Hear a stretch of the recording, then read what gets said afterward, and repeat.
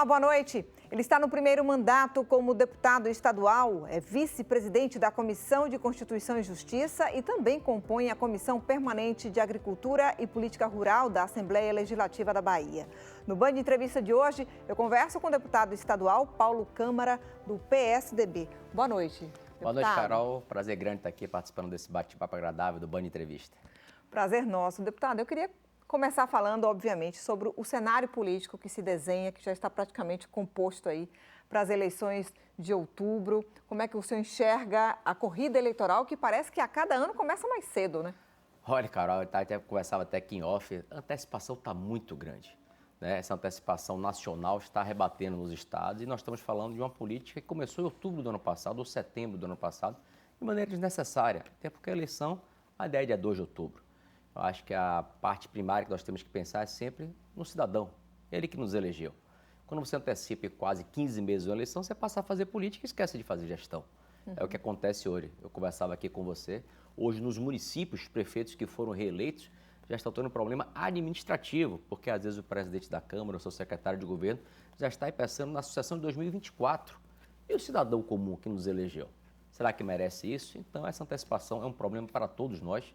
Um desgaste pessoal, emocional, desgaste financeiro. Sem dúvida. Porque você tem que viajar, você tem que ir para os municípios, você tem que sempre estar dando manutenção e acompanhando, quando poderia ser feito, como sempre foi, sempre 6 meses, 7 meses, mas não com 15, 18 meses, como está sendo feito. E como administrar isso? O senhor está no primeiro mandato e, ao mesmo tempo, tem que pensar na reeleição e manter a administração do mandato? Como é que tem sido isso? Olha, é uma engenharia, um quebra-cabeça. Primeiro, esse gap que nós sofremos da pandemia, né? 2 anos de reinvenção, prejudicou muito o nosso mandato, na primeira legislatura. A gente teve que se reinventar.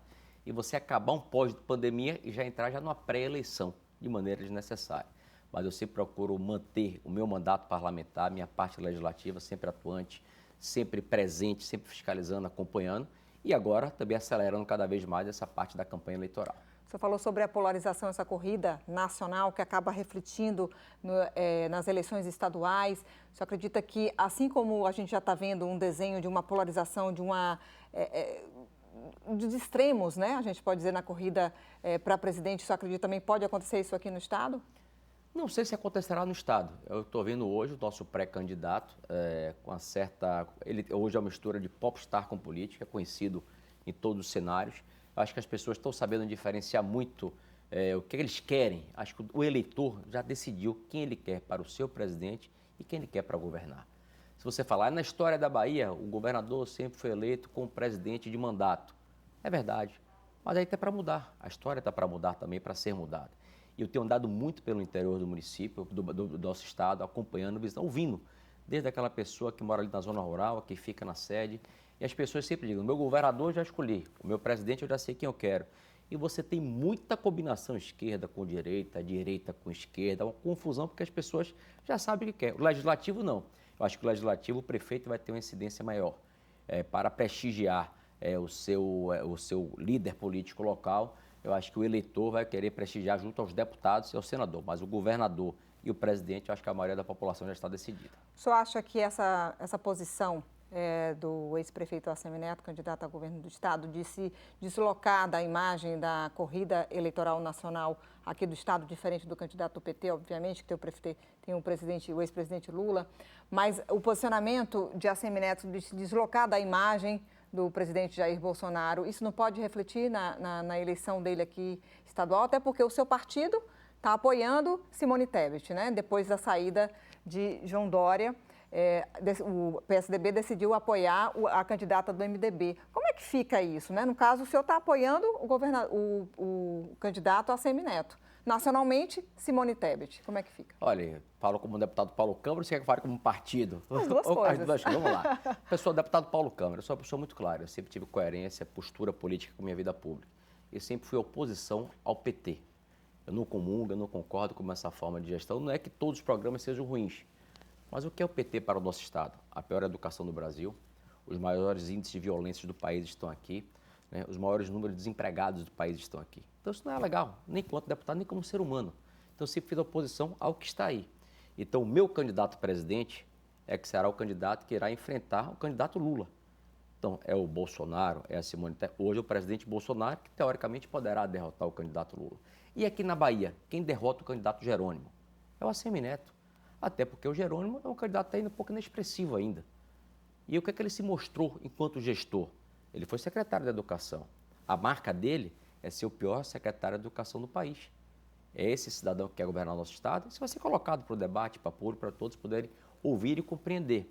Mas eu acho que esse rebatimento, essa polarização, na Bahia ainda não pegou. É o que a esquerda tenta fazer, colar um candidato a presidente na imagem do ACM Neto.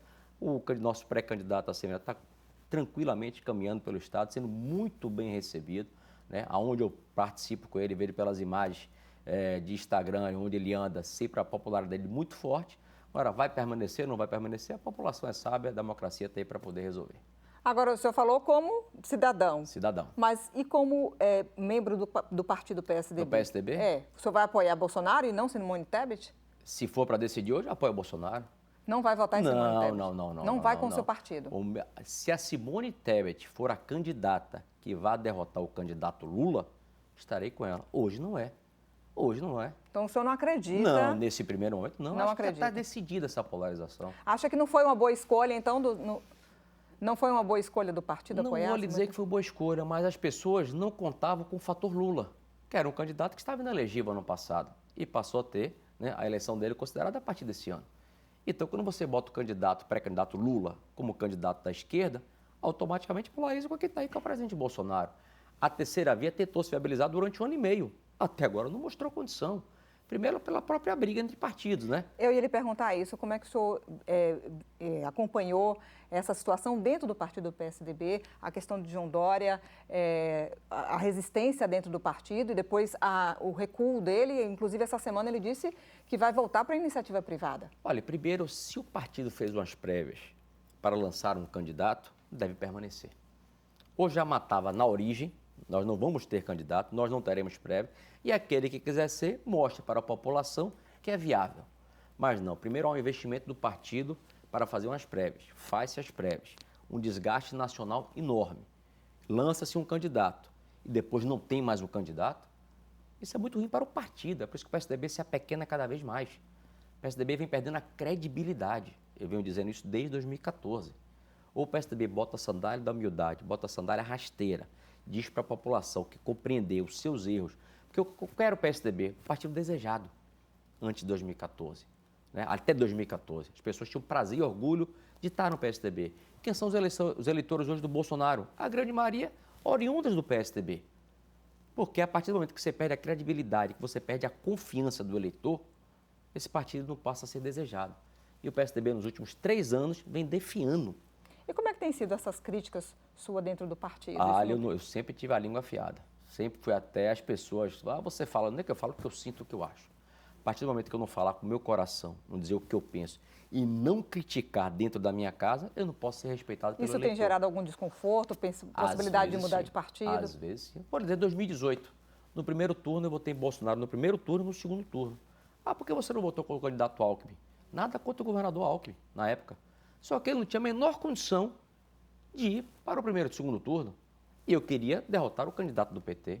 Quem tinha viabilidade naquele momento era o candidato Bolsonaro. Agora, como é que o senhor avalia esses anos de gestão do presidente Jair Bolsonaro? Foram posicionamentos extremamente polêmicos, duvidosos, né? O posicionamento dele diante, inclusive... Da vacina. A gente já passou esses 2 anos de pandemia e muita coisa poderia ter sido evitada, muitas mortes poderiam ter sido evitadas. Como é que o senhor avalia isso para agora novamente apoiar ele como presidente em uma reeleição? Primeiro ele errou ao não defender a vacina. A vacina é científica, a vacina salva vidas.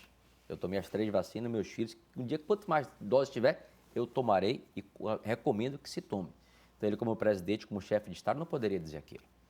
Vacina vai virar jacaré, não pode, ele é um chefe de Estado.